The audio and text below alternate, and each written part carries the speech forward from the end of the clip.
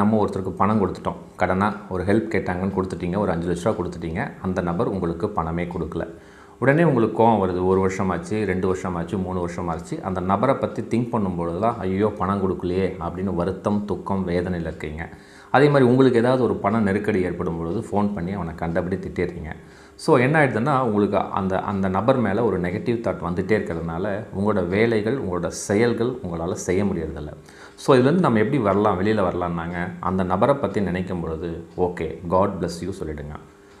Sir இப்படி சொன்னால் என் பணம் வருமா, கொஞ்சம் அமைதியாக இருங்க. அதாவது பணம் வருது வரல, நீங்கள் கொடுத்துட்டீங்க, ஒரு ஆசை அடிப்படையில் கொடுத்துருப்பீங்க, அந்த பணம் வரலங்கும் பொழுது காட் பிளஸ் யூ சொல்லிவிடுங்க.